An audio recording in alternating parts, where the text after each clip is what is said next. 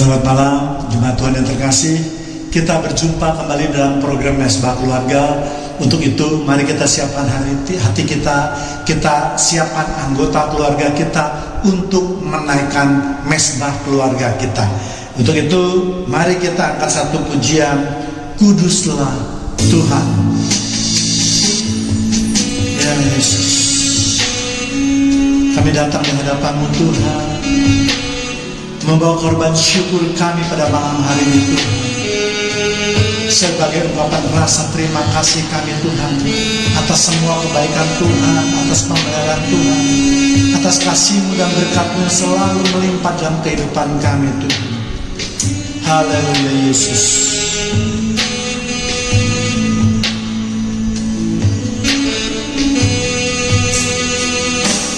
Ku datang Tuhan dalam hadirat-Mu,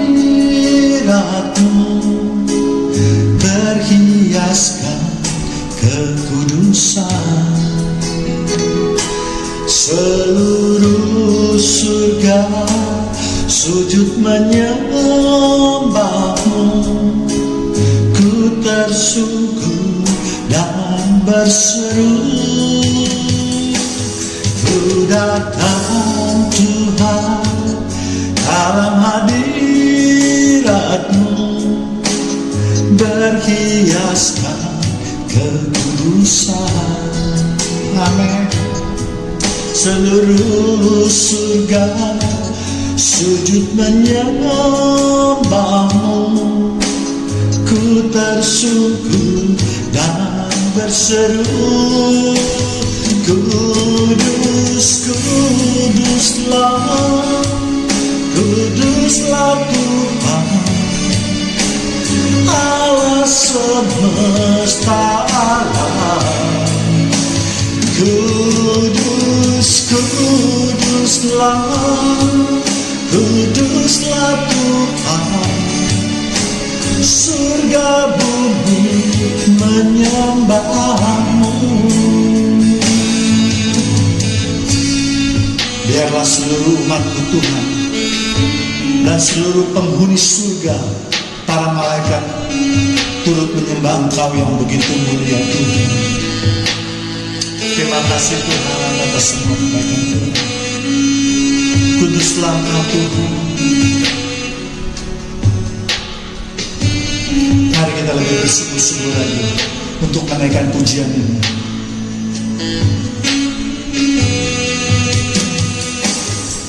Ku datang Tuhan dalam hadirat-Mu,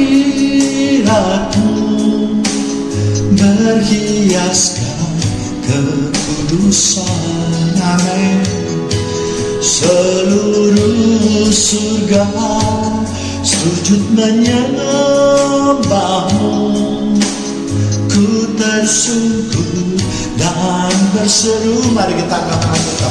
Kudus, kuduslah, kuduslah Tuhan, alam semesta alam. Kudus, kuduslah, kuduslah Tuhan, surga bumi menyembah-Mu. Kudus, kuduslah, kuduslah Tuhan, Allah semesta alam. Kudus, kuduslah, kuduslah Tuhan, kuduslah Tuhan, surga bumi menyembah-Mu. Surga bumi menyembah-Mu.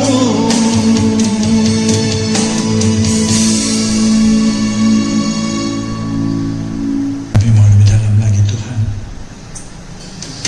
Biarlah korban syukur para pendidikan Tuhan yang kami naikkan di hadapan-Mu Tuhan, berkenan di hadapan-Mu Tuhan. Kami mengundang Tuhan Roh Kudus untuk hadir di tengah-tengah kami Tuhan.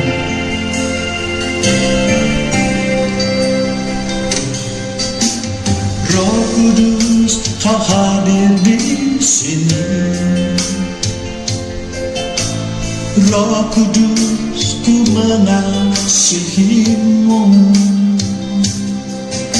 Kau lembut, kau manis, kaulah penghiburku, penolongku, diutus Bapakku.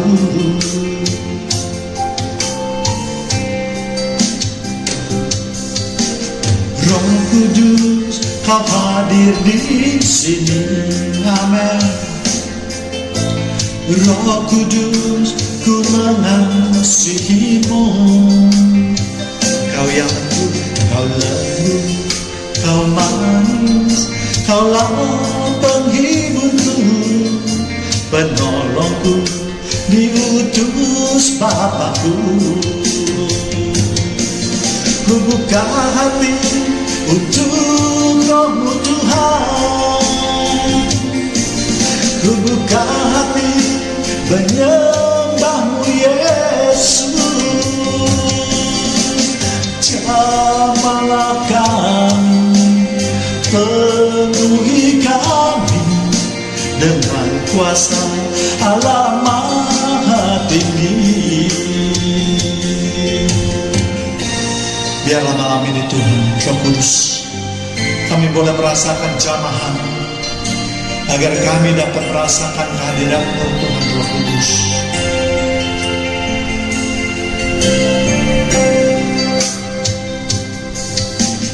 Roh Kudus, kau hadir di sini, amin.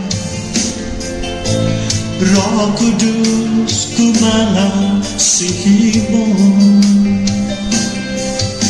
Kau lembut, kau manis, kaulah penghiburku, penolongku, diutus Bapakku. Mari kita katakan, ku buka hati untuk Roh-Mu Tuhan. Jamahlah kami Tuhan, ku buka hati menyembah-Mu Yesus. Jamahlah kami, penuhi kami dengan kuasa Allah Maha Tinggi.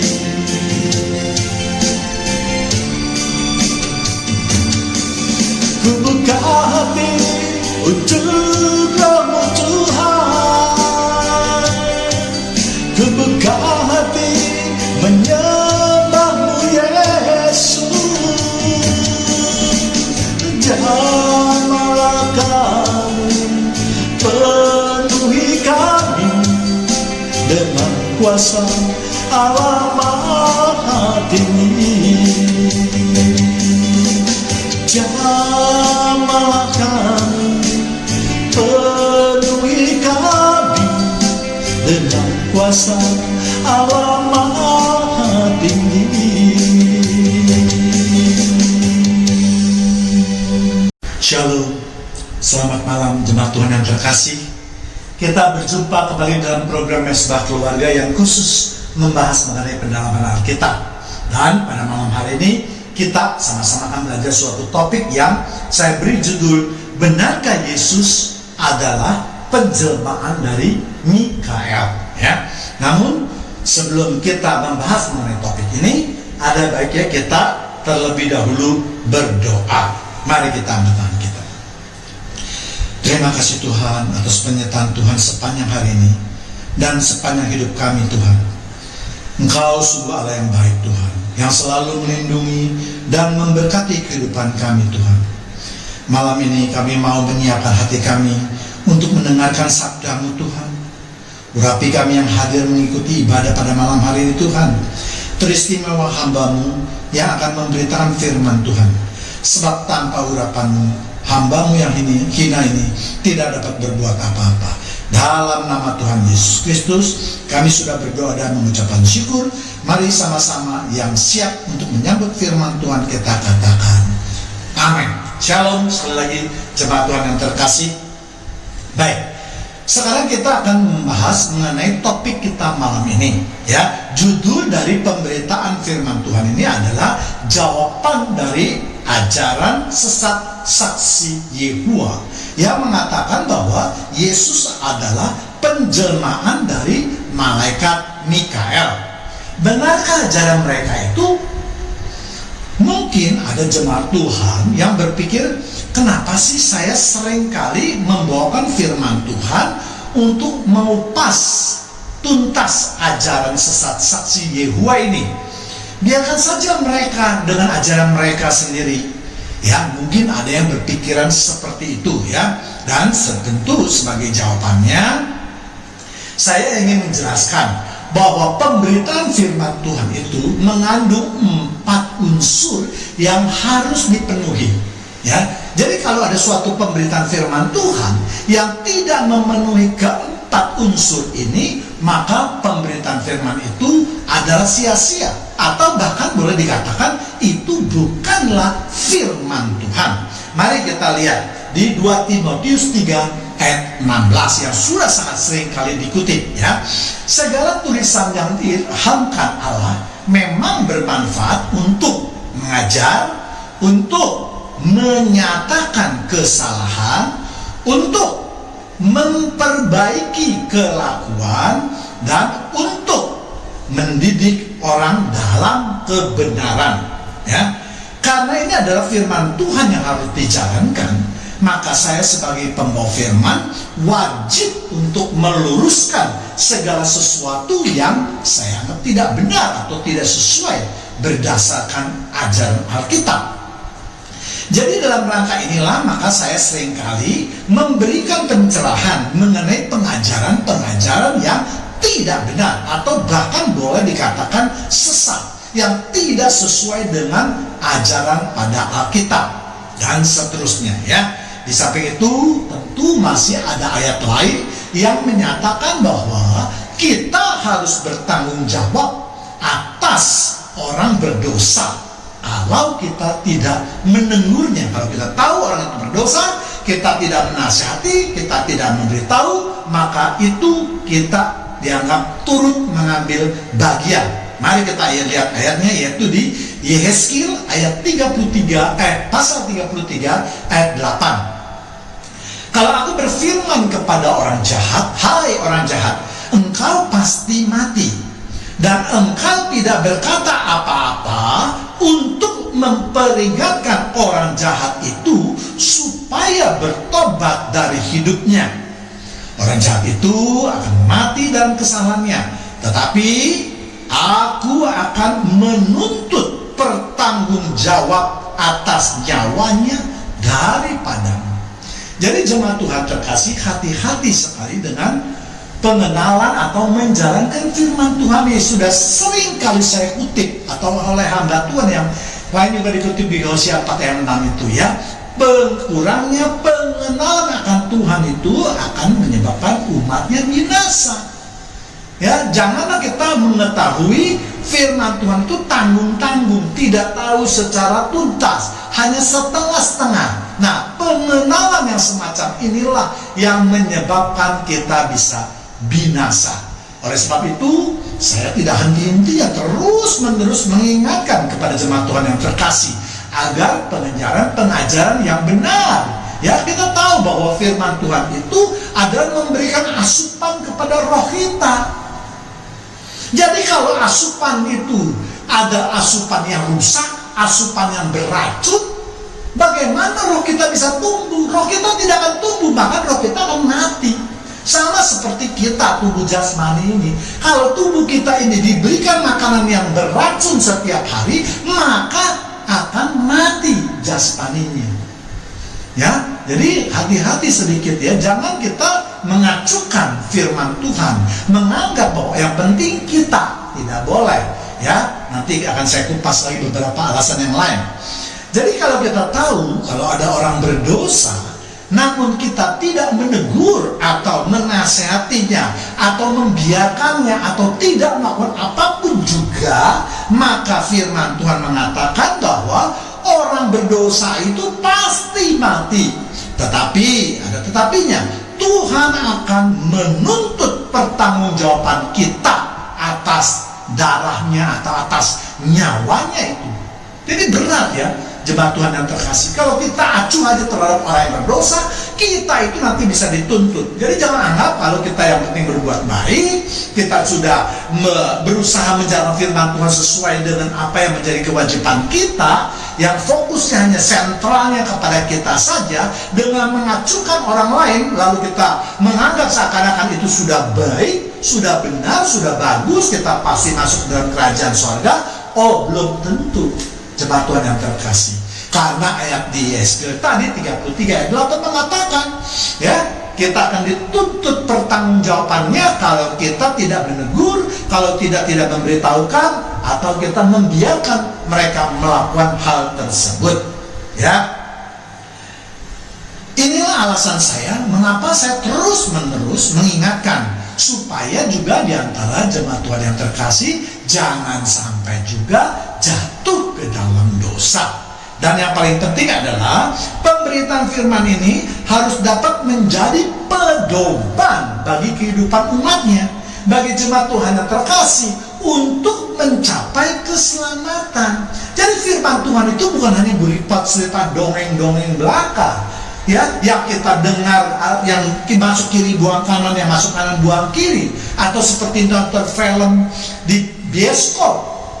Ya, tetapi haruslah setiap pemberitaan firman Tuhan itu dapat membawa kita masuk dalam kerajaan surga atau keselamatan, ya. Sebab sekarang kita tahu zaman sekarang itu dunia semakin jahat, ya. Pemberitaan firman Tuhan yang bersifat akhlak atau pesan moral memang sangat baik, ya. Tetapi kalau tidak ditunjang dengan pengetahuan Alkitab yang baik juga, maka iman seseorang itu mudah sekali goyah. Dan kita lihat memang fakta di lapangan, ya, banyak orang yang sudah bertahun-tahun bahkan berpuluh-puluh tahun menjadi pelayan Tuhan, dia dapat mengikuti ajaran sesat. Kenapa? Apakah perbuatannya tidak baik? Kalau kita lihat perbuatan baik kok. Orangnya kalem, sabar, ya, tidak cepat marah. Ya, itu kita yang nampak di dalam lingkungan gereja. Kita tidak tahu di luar daripada gereja, ya. Nah, tapi yang jauh lebih penting itu adalah jemaat Tuhan harus membaca Alkitab. Sebab Alkitab itu merupakan sumber daripada semua hukum-hukum Tuhan. Ya, kalau kita hanya mendengarkan khotbah itu baik, tapi hati-hati. Kalau kita bertemu dengan pengkhotbah yang dalam tanda kutip mempunyai maksud-maksud jahat atau maksud-maksud tertentu, maka ayat-ayat itu bisa dibelokkan. Ayat-ayat itu bisa dikutip sepotong demi sepotong demi untuk menunjang pendapatnya itu. Ya, jadi mari hati-hati, ya, jemaat Tuhan yang terkasih. Kita lihat sekarang ini banyak sekali pemberitaan Tuhan, pemberitaan firman Tuhan yang tidak lurus, ya, tetapi dibelok-belokkan sesuai dengan kemauan daripada si pengkhotbah, ya. Ya, firman Tuhan mengatakan kepada kita bahwa sebagai umat Tuhan, kita tidak boleh membiarkan diri kita disesatkan. Dan sudah sering saya kutip ayat tersebut. Kita lihat di 2 Tesalonika ayat pasal 2 ayat 3, ya. Janganlah kamu memberi dirimu disesatkan orang dengan cara yang bagaimanapun juga. Dari firman Tuhan sudah jelas mengatakan, janganlah kita membiarkan diri kita disesatkan dengan cara bagaimanapun juga. Sebab sebelum hari itu haruslah datang dahulu murtad, dan haruslah dinyatakan dahulu manusia durhaka yang harus binasa. Ya, memang sekarang kita sudah memasuki saat-saat seperti itu, ya. Banyak sekali manusia-manusia murtad, manusia-manusia yang dulunya mengakui Tuhan Yesus sekarang malah mencaci Tuhan Yesus, tidak mengakui Yesus, ya, sebagai Tuhan dan Juru Selamatnya. Ini banyak loh mulai sekarang ini. Tetapi walaupun firman Tuhan mengatakan itu harus terjadi, kita janganlah turut mengambil bagian di dalam keadaan seperti itu. Justru kita harus terus membentengi iman kita sehingga iman kita itu tetap kuat, kokoh, dan berdiri tegak, ya. Tidak boleh malah kita ikut-ikutan kepada orang lain, ya. Coba bayangkan, kita bayangkan sekarang, ya, kalau ada satu orang dia sesat di dalam keluarganya, Kemudian keluarga itu, tak lama kemudian keluarga itu semua menjadi sesat. Kenapa bisa demikian? Karena kebanyakan orang Kristen tidak mau membaca Alkitab. Atau boleh saya katakan lebih jelek lagi, orang Kristen yang bodoh yang mau disesatkan. Ya, jadi ini harus menjadi perhatian kita ya. Jadi ada banyak firman Tuhan yang melarang kita supaya kita menyesatkan diri ataupun disesatkan bagaimanapun caranya, apakah itu dengan melalui pertolongan, melalui saudara, melalui paman, melalui keponakan, melalui siapapun juga, itu tidak boleh. Bagaimanapun juga Alkitab sudah mengatakan itu ya. Dengan demikian firman Tuhan yang jangan hanya berbicara mengenai kasih, mengampuni, ya, berkat-berkat yang dicurahkan dan seterusnya. Tetapi menurut saya justru ini yang paling penting ya. Karena kalau diri kita itu tersesat atau disesatkan, maka pastilah kita binasa. Ya, sehingga semua pengajaran maupun apa yang telah kita lakukan selama bertahun-tahun atau berpuluh-puluh tahun menjadi sia-sia belaka ya. Dulu sekali Pak Wiwit pernah berkhotbah ya, bahwa tidak penting kapan kita startnya itu untuk berjalan di jalan Tuhan, tetapi yang penting adalah kapan kita dapat finish di dalam jalan Tuhan ya. Jadi banyak orang justru startnya tidak dari nol ya, tidak dari anak-anak, dari tengah mungkin, dari dewasa, bahkan mungkin sudah menjadi tua. Dan dari tua ini dia masuk ke dalam jalan Tuhan sehingga dia memperoleh keselamatan.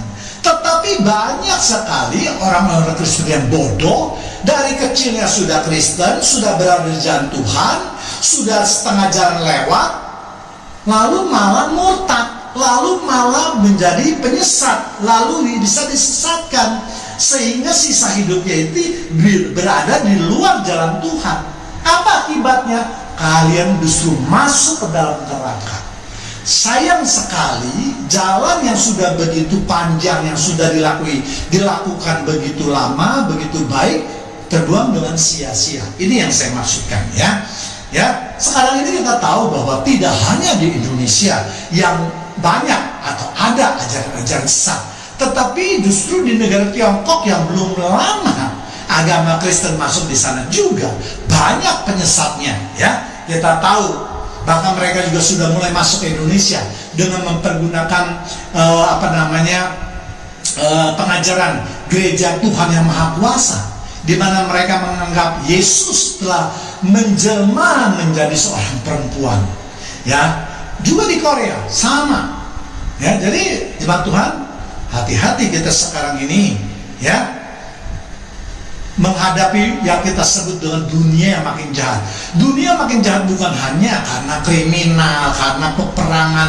Justru yang banyak sekali terjadi yang tidak kelihatan tapi memberi dampak yang sangat jahat adalah para penyesat-penyesat itu ya. Ingat, sebagai murid Yesus kita juga harus memuridkan. Itu adalah pesan daripada Yesus yang harus kita jalani ya. Jadi kalau kita tidak kuat imannya, bagaimana kita bisa memuridkan orang lain? Jangankan orang lain, keluarga kita sendiri saja, anak kita sendiri saja, kita tidak bisa memuridkannya. Bahkan kita atau ada beberapa orang tua yang sudah menjadi penyesat, membawa anak-anaknya turut menjadi sesat. Sama sekali tidak dapat dimasuk di akal. Ya, sama sekali tidak dapat masuk dalam pikiran saya. Bagaimana teganya ya seorang orang tua itu bukannya meneladani kehidupan Yesus, bukannya memberikan ajaran-ajaran yang baik sehingga anaknya bisa masuk ke dalam surga, justru membawa anaknya pada kebinasaan. Demikian juga hati-hati jemaat Tuhan yang terkasih, jangan menganggap anak-anak kita itu sekarang dalam kuasa kita. Ya memang, ketika mereka masih kecil, masih muda dan kita masih sehat sebagai orang tua, kita mampu mengendalikan mereka, tetapi kita jangan memberikan kesempatan kepada mereka.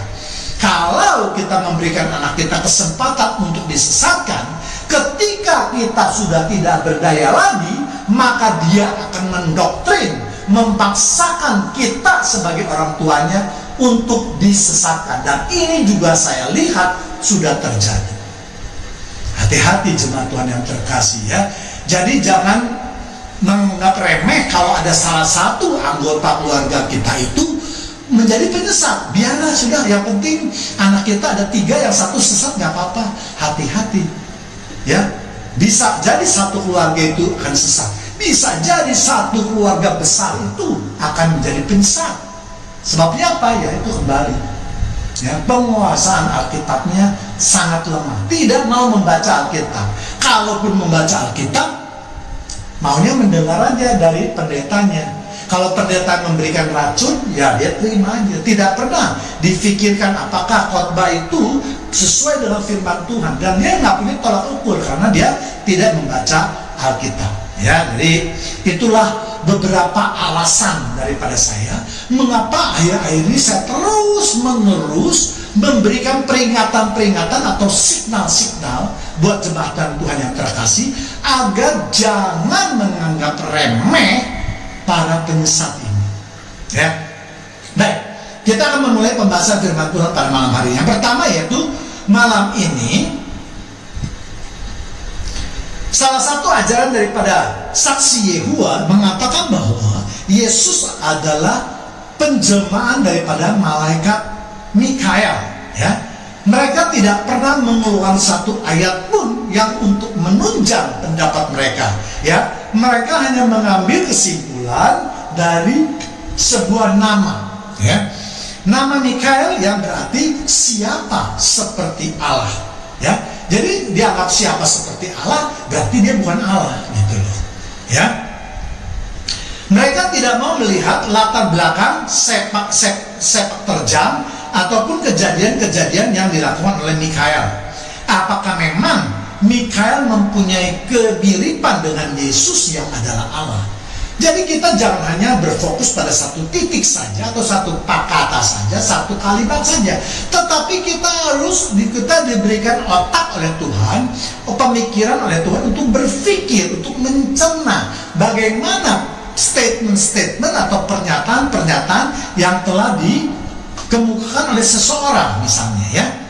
Kalau kita mendengar hanya mereka mengatakan, oh karena dari namanya saja, dari penafsiran-penafsiran saja, itu pasti tidak kuat. Dan kebanyakan hal-hal seperti itu adalah sesat. Jadi saya ulangi lagi, ya mungkin kata sesat tidak perlu lagi diperdebatkan karena sudah pernah saya bawa di dalam renungan pagi ya. Ya jadi saya melihat pemikiran mereka itu terlalu amat sangat dangkal, yang hanya berfokus pada satu, yaitu hanya arti daripada sebuah nama. Demikian juga mereka menerjemahkan Mikael sebagai penghulu malaikat yang mereka artikan adalah sebagai Yesus. Sebab mereka katakan bahwa Yesus bisa menggerakkan pasukan malaikat. Padahal Alkitab sudah jelas dan terang benderang memakai kata penghulu malaikat untuk Mikael. Penghulu itu artinya adalah pemimpin ya. Jadi Mikael adalah pemimpin daripada malaikat, khususnya di bagian peperangan. Ya, Yesus tentu saja juga berhak atau bisa menggerakkan pasukan malaikat ya, karena Yesus adalah Tuhan Allah ya, yang merupakan kekuasaan tertinggi ya, termasuk tentunya di antara para malaikat. Ya, sama halnya di dalam negara ini kalau saya beri contoh ya. Kalau Panglima ABRI itu biasa dipimpin oleh jenderal yang berbintang 4 ya, tidak boleh ya orang biasa sipil itu memimpin untuk menjadi Panglima ABRI.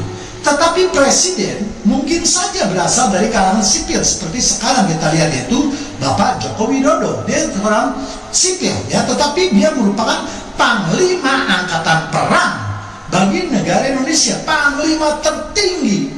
Jadi presiden merupakan panglima tertinggi dari angkatan perang, dari angkatan semuanya, termasuk panglima, termasuk kasat, termasuk kapolri dan seterusnya. Nah, ini yang harus difahami ya. Ya, dengan ini saja kita sudah melihat bahwa ajaran sesat dari saksi Yehova itu sama sekali tidak dapat diterima. Ya, masa suatu pendapat itu hanya dikeluarkan hanya karena berasal artinya saja tanpa ada satu ayat pun yang mendukungnya. Kalau demikian bisa terlalu kacau ya, banyak sekali ya nama-nama orang di dalam Alkitab yang juga justru baik dia menunjukkan maupun tidak menunjukkan asal muasalnya. Ya, misalnya kita contoh ambil Gabriel. Gabriel adalah Allah itu kuat artinya. Apakah itu Gabriel itu adalah Allah? Karena arti daripada Gabriel adalah Allah yang kuat misalnya. Ya, jadi penafsirannya sungguh sesat ya, tidak bisa diterima dengan sehat. Yang kedua, kalau Yesus adalah malaikat, tentu Yesus tidak bisa mengusir setan. Ya, karena kedudukan antara Mikael dengan katakanlah Lucifer sebagai pemimpin daripada kelompok roh jahat atau iblis atau setan atau satan ini, itu sama kedudukannya. Ya, kita lihat di Yudas 1 ayat 9. Tetapi penghulu malaikat Mikael ketika dalam suatu perselisihan bertengkar dengan iblis mengenai mayat Musa, tidak berani menghakimi iblis itu dengan kata-kata hujatan. Ya, tetapi hanya berkata kiranya Tuhan menghardik kamu. Jadi Mikael ketika bertemu dengan Lucifer, dia tidak berani menghujat, karena dia kalau menghujat maka Lucifer akan melakukan tindakan balasan. Dan jika kalau terjadi peperangan, maka kekuatannya akan berimbang. Yang terjadi adalah kerusakan yang besar. Jadi Mikael bukan takut terhadap Lucifer, tetapi Mikael tidak menghendaki terjadinya kehancuran alam semesta ini karena adanya perang malaikat. Tetapi malaikat Mikael, penghulu Mikael ini mengingatkan bahwa nanti Allah yang akan menghardik engkau. Apa itu? Nah, artinya adalah nanti Lucifer ingin mengingatkan, Mikael ingin mengingatkan kepada Lucifer bahwa engkau kalau terus memberontak, melawan, maka nanti Allah yang akan turun tangan. Dan Lucifer gentar karena Lucifer dulu pernah kalah berperang melawan Allah. Ya, jadi kita lihat jelas ya, tidak mungkin Yesus itu adalah penjelmaan daripada malaikat Mikael. Di dalam kehidupan Yesus ketika di dunia ini, kita lihat banyak sekali, bukan 1-2 ayat, puluhan ayat yang mengatakan bahwa Yesus selalu mengusir mengusir setan dari orang-orang, dari tubuh manusia ya. Terutama misalnya kita lihat di dalam kasus di Gadara ya, di mana bukan hanya 1-2 setan saya diusir, tetapi satu gerombolan ya, di mana Yesus memindahkan ke dalam babi-babi yang akhirnya masuk dalam jurang ya, itu di Matius 8 ayat 32. Yesus berkata kepada mereka, pergilah, lalu keluarlah mereka dan masuklah ke dalam babi-babi itu. Maka terjunlah seluruh kawanan babi itu dan terpi jurang ke dalam danau dan mati di dalam air. Demikian juga di kasus di Gerasa ya, yaitu di 1 legion ya, iblis atau roh jahat yang diusir oleh Yesus. Lukas 8 ayat 30-31. Dan Yesus pun bertanya kepada mereka, siapakah namamu? Jawabnya, legion. Legion itu bukan 1, 1000, ribuan ya. Karena ia kerasukan banyak setan. 31. Lalu setan-setan itu memohon kepada Yesus supaya ia jangan memerintah mereka masuk ke dalam jurang maut. Jadi kita lihat sekali di dalam kehidupan Yesus ketika melakukan pelayanan di dunia, Yesus seringkali mengusir atau menghardik roh-roh jahat. Ini membuktikan tidak mungkin Yesus itu adalah penjelmaan dari Mikael. Ya, kalau penjelmaan dari Mikael, tentu si iblis tahu, oh ini sebenarnya asalnya dari Mikael, maka mereka pasti tidak mau nurut, mereka pasti akan melawan. Ya. Kemudian yang ketiga yaitu Yesus adalah firman yang menjadi manusia. Ya, ayat yang sangat terkenal, Yohanes 1 ayat 1 dan 14. Pada mulanya adalah firman, firman itu bersama-sama dengan Allah, dan firman itu adalah Allah. 14, firman itu telah menjadi manusia antara kita dan yang telah melihat kemuliaannya, yaitu kemuliaan yang diberikan kepadanya sebagai anak tunggal, Bapa penuh kasih karunia dan kebenaran. Ya, jadi kalau kita yang percaya kepada Injil yang asli, bukan Injil palsu seperti yang ditulis atau dibuat oleh para saksi Yehova itu, sudah jelas mengatakan firman menjadi manusia, dan firman itu adalah Allah. Jadi Allah yang menjadi manusia, sangat simpel, tetapi dibikin ruwet oleh saksi sesat Yehova ini. Ya, mereka telah mengatakan bahwa firman itu adalah sesuatu Allah. Dan kita bingung bacanya itu. Sesuatu Allah itu apa maksudnya? Apa yang maksud itu adalah Allah atau bukan Allah? Iya kan? Karena bisa ditafsirkan bolak-balik. Sesuatu Allah itu bisa itu adalah Allah dan bukan Allah, bisa ditafsirkan. Ya, namun dari penafsiran aliran sesat saksi Yehova, mereka mengatakan, oh itu Allahnya Allah kecil. Oh, kalau gitu kita dapat mengambil kesimpulan juga bahwa di dalam ajaran saksi Yehova itu ada Allah besar, ada Allah kecil. Jadi ada dua Allah. Padahal di dalam kekristenan kita hanya mengenal satu Allah, yaitu Allah yang Esa. Kita lihat di Shema Israel, yaitu Ulangan 6 ayat 4. Dengarlah hai orang Israel, Tuhan itu Allah kita, Tuhan itu Esa. Ya, jadi kalau bagaimanapun diputar-putar, saksi Yehova tetaplah sesat, tidak dapat mencapai kebenaran. Ya, keempat yaitu kalau Yesus adalah penjelmaan dari malaikat Mikael, jelas adalah kesesatan yang besar, sebab malaikat tidak sama dengan gambar Allah. Hanya manusia saja yang menyerupai gambar Allah. Dan ini kita sudah sering sekali tahu ya. Kejadian 1 ayat 27. Maka Allah menciptakan manusia menurut gambarnya. Diulangi sekali lagi, menurut gambar Allah diciptakannya dia. Dua kali bolak-balik suatu kalimat untuk mempertegas, mengikat supaya tidak bisa terlepas antara kalimat yang satu dengan kalimat yang lain. Ya, laki-laki dan perempuan diciptakannya lah mereka. Itulah sebabnya ketika manusia jatuh ke dalam dosa, Tuhan Allah datang menyelamatkan manusia, sebab Tuhan Allah melihat gambar dirinya di dalam manusia. Ya, sedangkan jika malaikat berdosa, maka ia akan dicampakkan ke bumi atau dimasukkan ke dalam api kekekalan.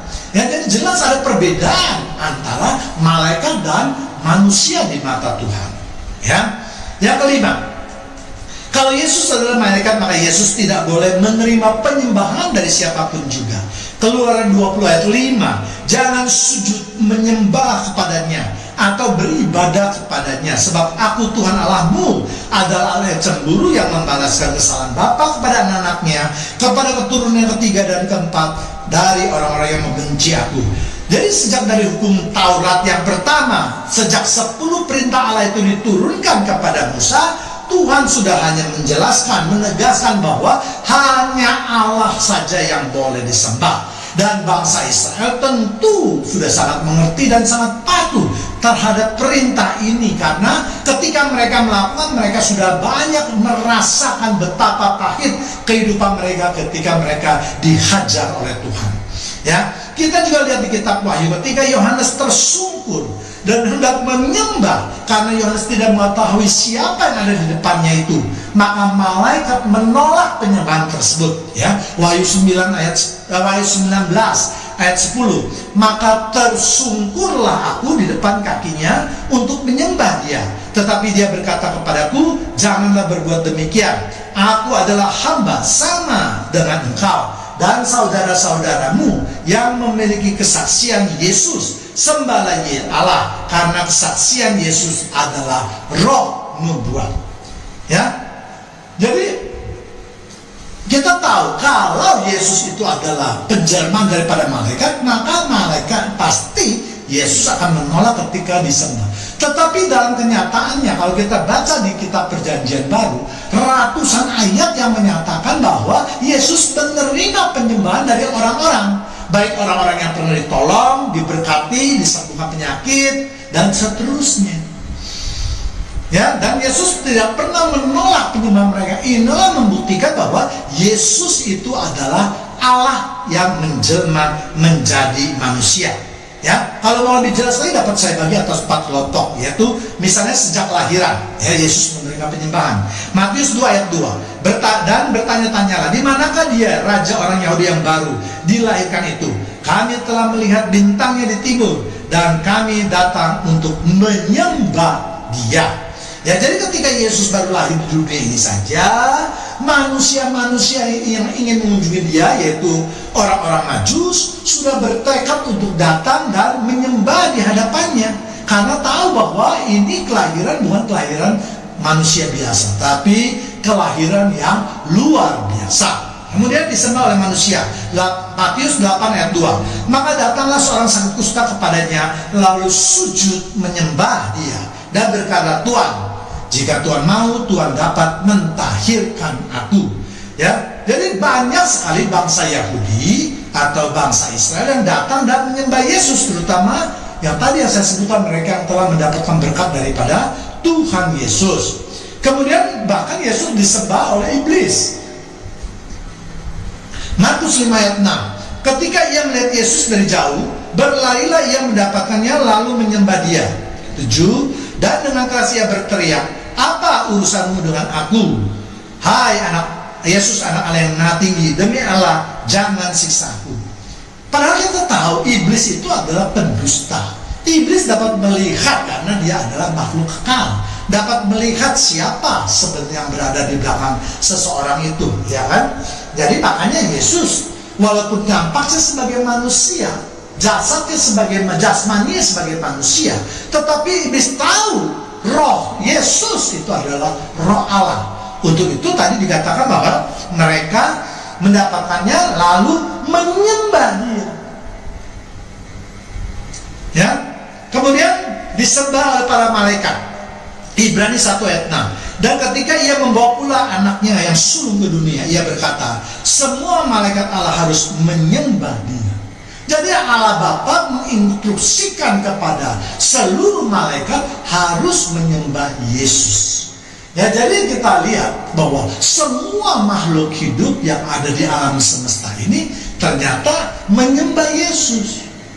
Ya, iblis, malaikat, semuanya menyembah Yesus. Ya, jadi kalau kita lihat dalam melihat ayat-ayat tadi yang begitu banyak, hampir semua ayat itu menyatakan bahwa Yesus tidak mungkin adalah penjelmaan daripada malaikat Mikael, ya. Sebagai tambahannya, karena mungkin kalau boleh saya tambahkan, jika Yesus adalah malaikat Mikael, maka telah 3 kali penciptaan atau Mikael mengalami penciptaan atau penjelmaan. Yang pertama yaitu ketika Mikael diciptakan sebagai malaikat atau penghulu malaikat. Kemudian kedua, dari malaikat dirubah menjadi manusia. Kemudian dari manusia Yesus dirubah lagi menjadi malaikat kembali. Jadi ketika malaikat Mikael menjadi Yesus, maka para malaikat tidak mempunyai pemimpin. Benarkah manajemen Allah begitu buruk? Benarkah Allah tidak berkuasa sampai untuk membuat sesuatu saja dia harus berulang-ulang melakukan suatu pekerjaan? Di dalam Alkitab kita tidak pernah melihat, bahkan untuk menciptakan alam semesta ini saja Allah cukup berfirman 1 kali. Tidak perlu Allah sampai 3 kali melakukan sesuatu hal.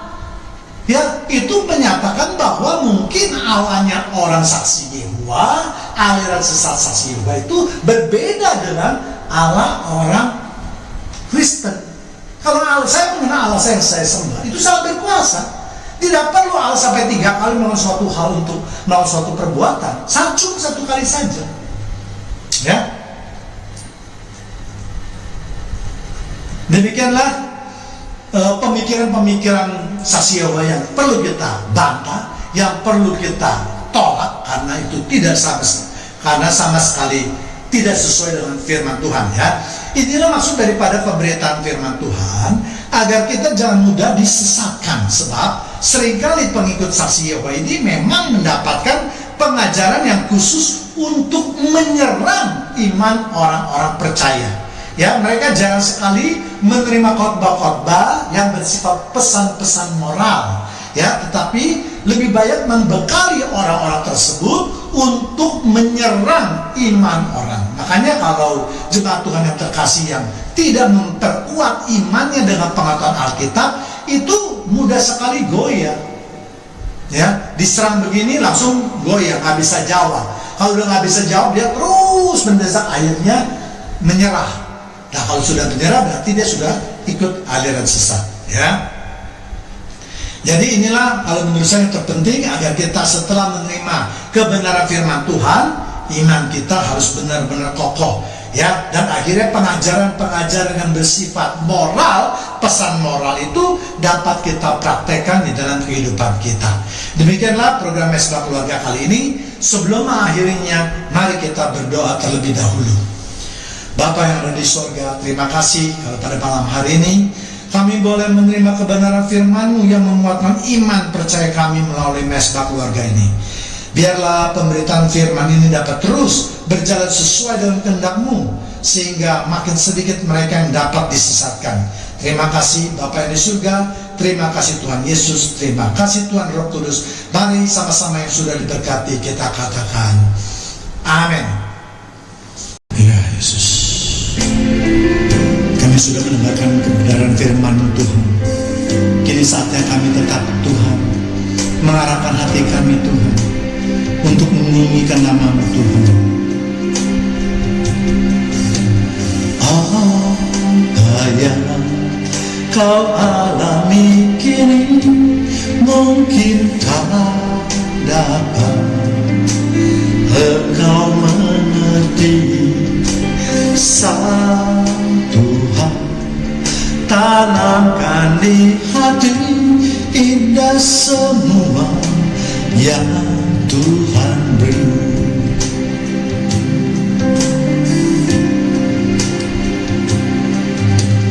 Tuhanmu tak akan memberi ular beracun pada yang minta roti.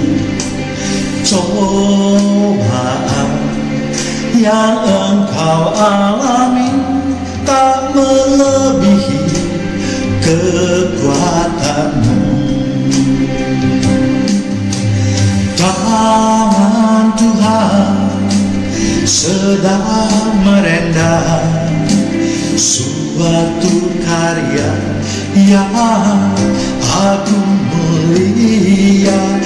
Saatnya kan tiba nanti, kau lihat pelangi kasih-Mu.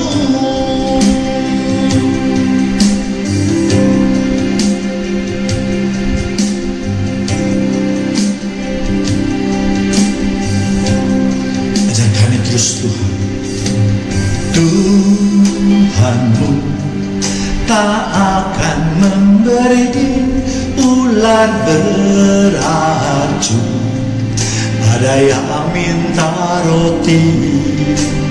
Cobaan yang engkau alami tak melebihi kekuatanmu. Mari kita angkat tangan kita. Tangan Tuhan sedang merendam suatu karya yang agung mulia. Saatnya kan tiba nanti, kau lihat pelangi kasih-Nya. Tangan Tuhan sedang merendam suatu karya yang agung mulia.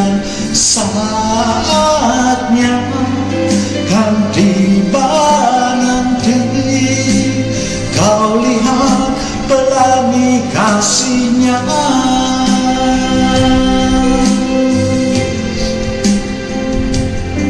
Apa yang tidak oleh mata, dan tidak pernah didengar oleh telinga, dan yang tidak pernah timbul di dalam hati manusia. Semua itu yang disediakan oleh Allah. Tangan Tuhan sedang merendam suatu karya yang agung mulia. Saatnya kan tiba nanti, kau lihat pelangi kasih-Nya,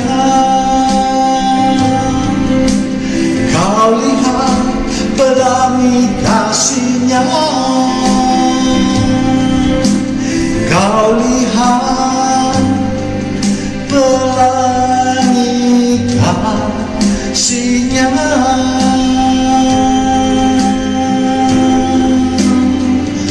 Haleluya.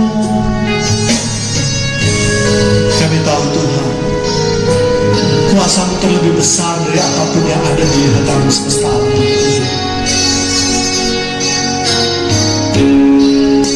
Kuasa-Mu terlebih besar, Tuhanku terlebih besar. Tak pernah terlambat janji-Mu ya Tuhan, menolong hidupku. Terima kasih Tuhan, kuasa-Mu terlebih besar, Tuhanku terlebih besar. Tak pernah terlambat janji-Mu ya Tuhan, pulihkan hidupku.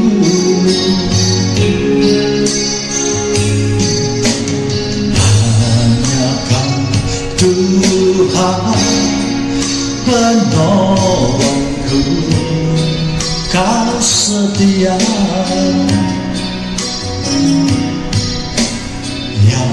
selalu setia bersamamu, dan kasih-Mu, kasih-Mu yang sanggup mengubah kehidupanku. Sungguh kami berserah Tuhan, sungguh ku berserah,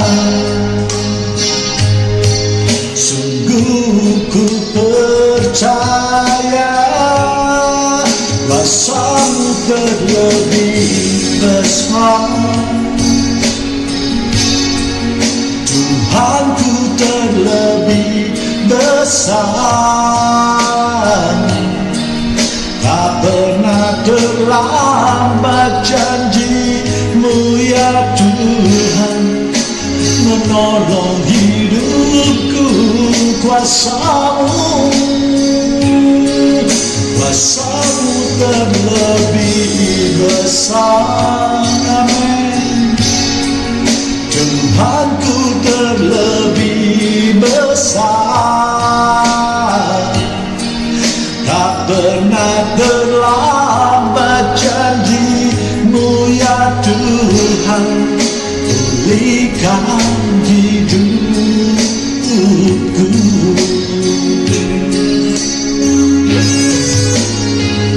Kuasa-Mu sungguh besar Tuhan dalam kehidupan kami Tuhan, dan kami sungguh percaya Tuhan bahwa tidak ada kuasa yang lebih besar daripada kuasa-Mu Tuhan. Terima kasih Tuhan, terima kasih Tuhan Yesus, Engkau Allah yang sungguh baik dalam kehidupan kami Tuhan.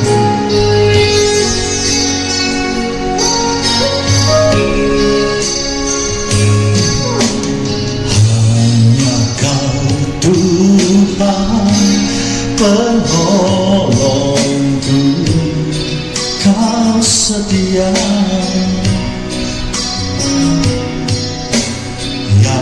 selalu setia bersamaku. dan kasih-Mu,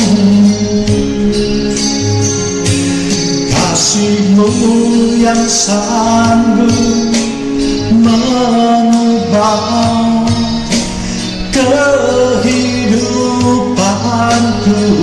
Sungguh kami berserah, sungguh ku berserah, sungguh ku percaya. Mari kita katakan kita, kuasa-Mu terlebih besar, Tuhanku terlebih besar. Tak pernah terlambat janji-Mu ya Tuhan, menolong hidupku. Kuasa-Mu,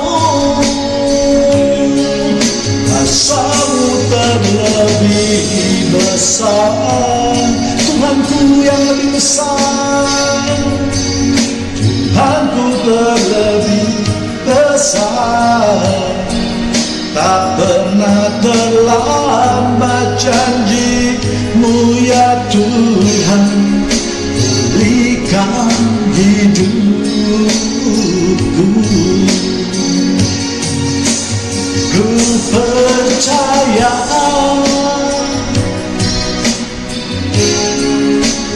Kau bekerja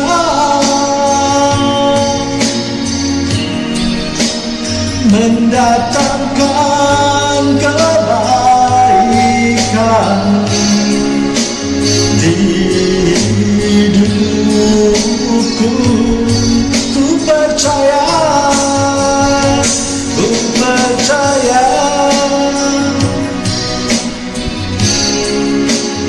Kau bekerja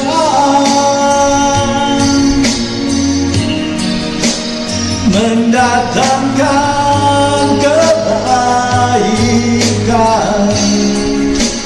mendatangkan kebaikan. Oh, kuasa-Mu terlebih besar, Tuhanku terlebih besar. Tak pernah terlambat janji-Mu ya Tuhan, menolong hidupku. Kuasa-Mu terlebih besar, Tuhanku terlebih besar. Tak pernah terlambat janji-Mu ya Tuhan, pulihkan hidupku. Tak pernah terlambat janji-Mu, pernah terlambat janji-Mu ya Tuhan, pulihkan hidupku. Demikianlah program Mesbah Keluarga pada malam hari ini, dan kita akan berjumpa kembali dalam program yang sama, tentu dengan topik-topik yang lebih menarik. Tuhan Yesus memberkati kita semua. Amin.